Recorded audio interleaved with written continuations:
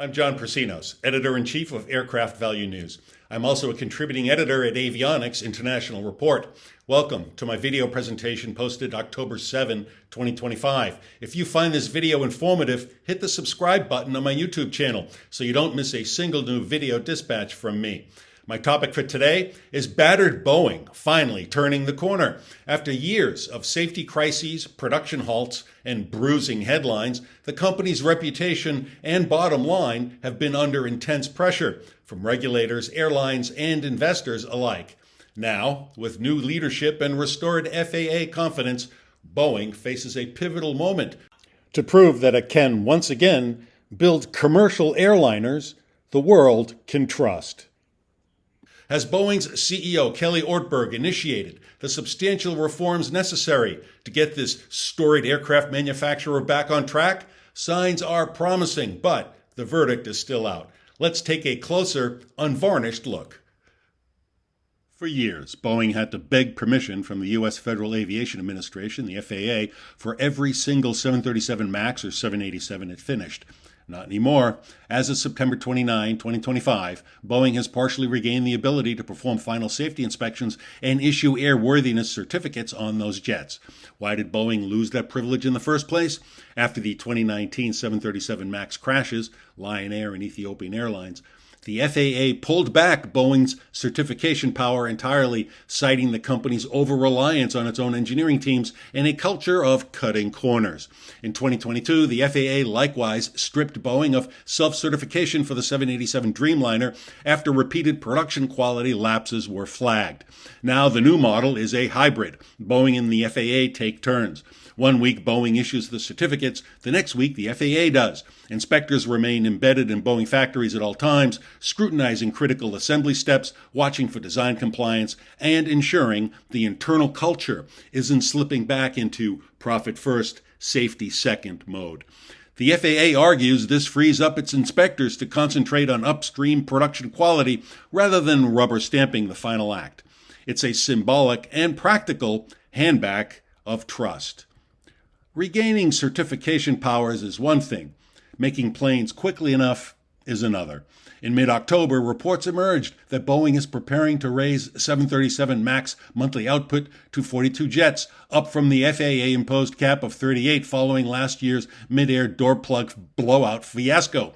The company has more ambitious goals, 53 aircraft a month by end 2026, assuming regulators cooperate.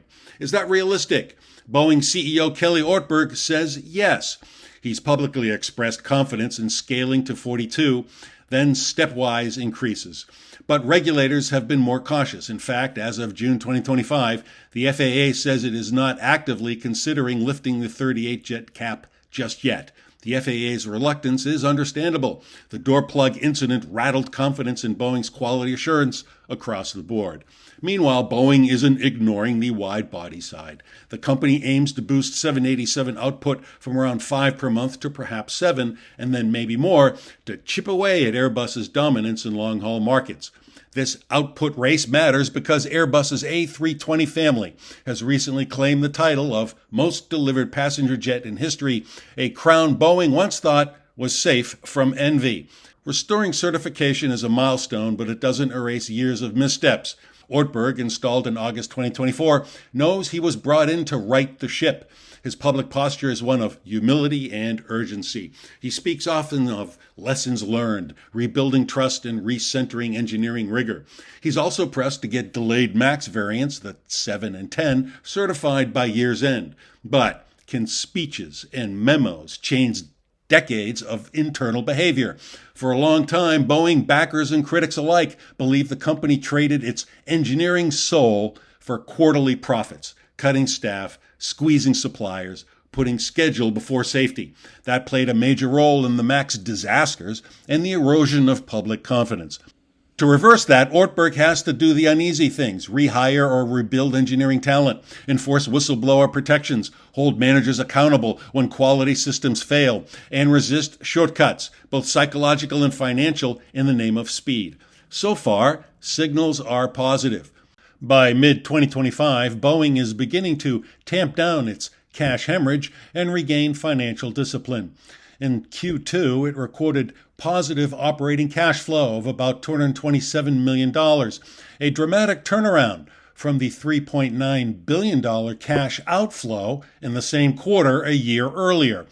On the revenue side, Boeing sharply increased deliveries, 150 commercial jets in Q2, and leveraged its backlog, totaling $619 billion, to drive higher revenue, $22.7 billion in Q2, up 35%, and improve margins. In Q2 2025, Boeing did not record a profit. Instead, the company posted a net loss of about $612 million. However, Boeing's losses narrowed significantly in the second quarter due to a large increase in commercial aircraft deliveries and improved revenue. So far, Boeing CEO Ortberg is succeeding in executing a turnaround at Boeing by restoring discipline, transparency, and engineering rigor across the company. He's cut through layers of bureaucracy, returned key safety and quality oversight to Boeing's own teams after years of FAA-imposed limits, and refocused production on meeting delivery schedules without shortcuts. And we're seeing a rebound in Boeing's depressed stock price. If Boeing pulls this off, its comeback might be sealed by a deal in China, the very market it mostly ceded to Airbus in recent years. In August 2025, Boeing entered advanced talks with China for a potential order of up to 500 aircraft, mixing single-aisle jets and wide-bodies. That would be Boeing's largest China order in years and possibly a bellwether in U.S.-China aviation trade relations. If Boeing nails quality, meets output, avoids further safety stumbles, and seals that China deal, then yes, this could become the turning point in one of corporate America's most bruising redemption arcs. Well, that's it for now. Thanks so much for watching, and if you have any questions or comments, please don't hesitate to send me an email at jpersinos@accessintel.com.